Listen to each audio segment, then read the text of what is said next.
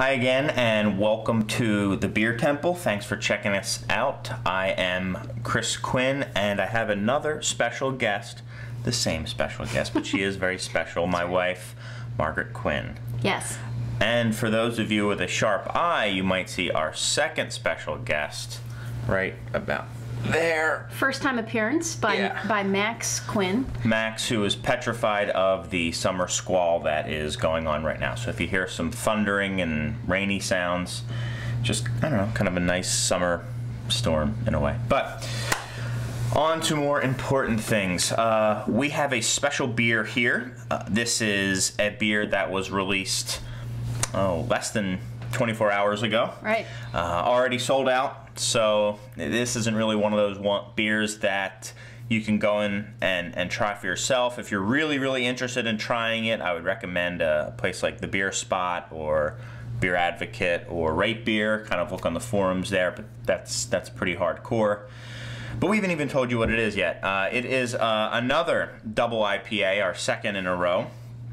And it is from Half Acre Brewing out of Chicago, up in the Lincoln Square North Center area of Chicago. And it's a take on their very popular Daisy Cutter American Pale Ale, or IPA, perhaps. It's called Double Daisy Cutter. And they've done this a couple times. I've put this out twice in the past, and this is a special variant on Double Daisy called Galactic Double Daisy. I think that's what it's called, right? Yes.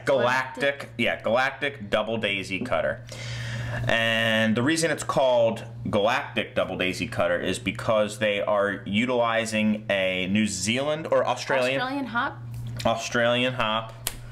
I'm the research person. Same, and I just know. Oh, right. Because I'm into it. No, it's an Australian hop varietal called Galaxy, and it seems like it has a lot of the West Coast or American hop profile. It's a dual-use hop. Dual-use meaning it can be used for bittering or for finishing. And a lot of people don't know that it's different. I was going to say, looking online at some of the stuff about the Galaxy hop, I've noticed that it can be described as, citric, or has citrus flavors as well as a little bit of passion fruit. So that should be really interesting when we taste this beer. We'll have to keep our eyes open, or I guess nose open, whatever, for that tropical passion fruit. Yeah. Oh, look who's coming. Yeah, Max is in the background there. That's fine. All right, so let's get pouring on this. This is an 8% beer, so it's a pretty big beer. You're gonna want to let this warm up a little bit. I've had it set out for a little while, but it still might be a bit cold.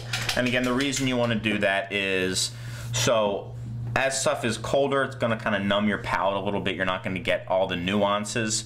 It's not going to be quite as refreshing, but you really, in a beer like this, you want to get every single thing that this beer has to offer.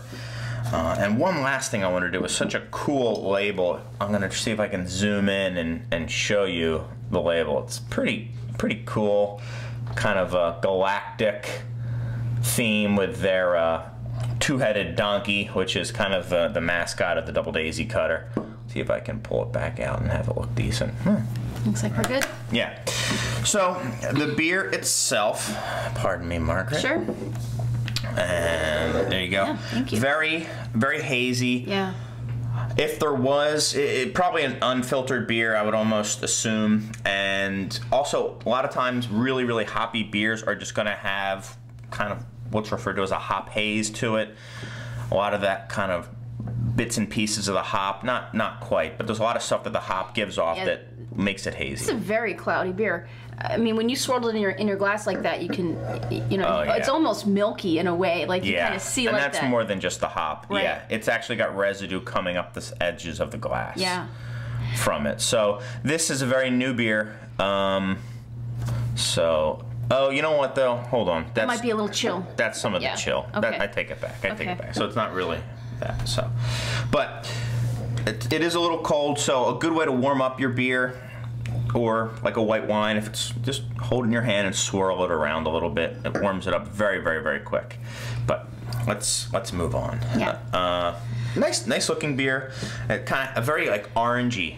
Yeah, I was gonna say you definitely see, it's like kind of like a tangerine color in it. Mimosa looking thing. Yeah, definitely. Nice head to it. Kind of tan color. As soon as I open it, I can start smelling those hops too. As soon as I crack that bottle. Yeah, I definitely did too. I thought it was interesting. I read online today, the Chicago Sun-Times did a story about the crowd that had formed to get this beer yesterday. Yesterday was Friday. And they said that they had anticipated having it around until Sunday, and they sold out of all 900 gallons by Friday evening. So just one day, and this beer was gone. It was amazing to just read about that. I mean, that's kind of the new thing, these special releases. But there's always another special release. Right. You know, that's the thing. There's always another special release, but if this is one you really wanted, go and get it. I happened to be in the area, so I picked it up, and I wasn't planning on doing this episode today, but hops aren't going to get any fresher, so figured now is the best time to really let this beer shine. Right. So obviously big hop aroma when you're sniffing this. Yeah. I mean, you could see that, how they say the passion fruit. It's beyond citrus. They say citrus. I think it's beyond citrus. It's definitely into that tropical fruit. Totally agree. Realm, like papaya. Right. And mango. Passion fruit would be right in there. I think it's... Maybe even a little guava. I think it's a little bit almost richer than a passion fruit. Right. I think if passion fruit is a little bit lighter, and this is like a really rich tropical. I'm thinking of like a tropical fruit that's colored like that. Right. And in fact, I think when you even cracked it open, that was one of the first things that I noticed on the nose of this beer was the tropical fruit. I could smell it kind of from across the table. So you definitely get a lot of that. You ready to give it a taste? Yeah, I'm trying to see if I'm getting anything else out of it as well. Any other hop profiles other than just straight up tropics? I get a little bit of pine, maybe. Yeah, a hint. Yeah. A hint. Just a bit. So let's give it a taste. Yeah, definitely.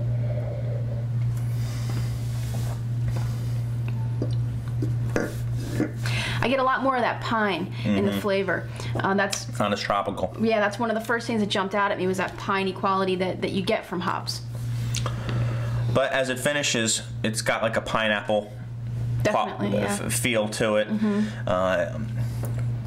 It really does linger in your mouth for a while too. Yeah, and it's the hop flavor that lingers, and the bitterness is taking a long time to come in. I'm just starting to get it in the back of my tongue right now. Yeah. It's still very gradually coming in. Pretty smooth beer for 8%, highly drinkable as well. Definitely is.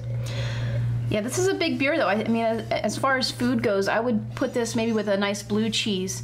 If you're from the Midwest, Hook's Cheese Company up in Mineral Point, Wisconsin does specifics. I know. Well, hey, that's why we're here. Someone's been doing research. I have been doing research. But no. Did you know what you were going to pair it with before you tasted it? I was... Tell the truth. Well, this style of beer, I think you have to have a really rich food to stand up to this style of beer. Oh, I think as soon as you said it, the blue cheese, I think would go very, very well. Yeah, and I'm familiar with Hook's Cheese Company. They do some great cheeses up there in Mineral Point, which is in southwest Wisconsin. I would do something like that with that because you really need something to stand up to this beer. Yeah, maybe a nice sharp farmhouse cheddar, like an English cheddar, something like that would go really well too. But yeah, cheese.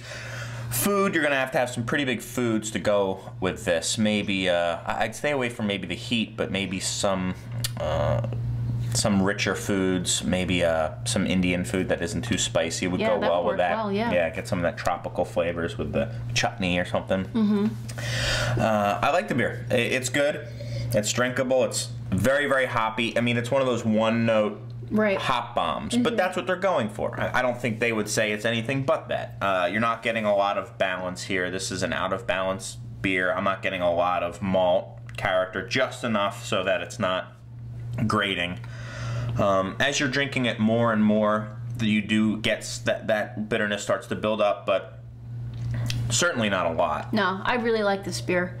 I think it's, like you said, a very drinkable, hoppy beer. I also like hops a lot, so I'm a little fresh. Partial. Yeah, the that's fresher with a hoppy beer, the fresher the better. If your beer has a brewed on date or a bottled on date, get it as soon as you possibly can.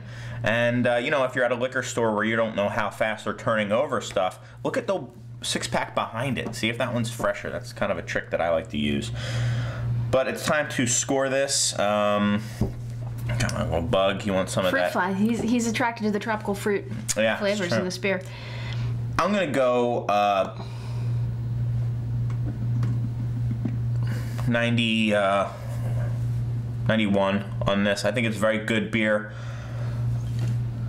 Yeah.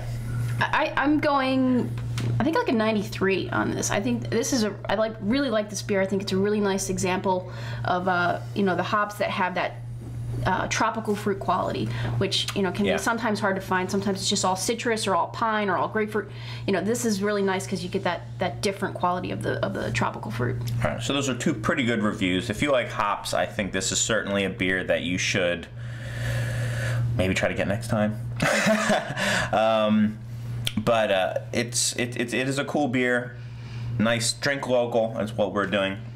So that's about it. Yeah. Let us know what you think. Let us know, hey, if anyone else has had this beer, please, by all means, comment. Throw a comment down at our site, craftbeertemple.com. We're also on Facebook and on iTunes. But I'd really am curious who out there has also had this and what you guys think. Aside from that, we'll see you soon. I think we've got Beer Fest to head to. So, see you guys.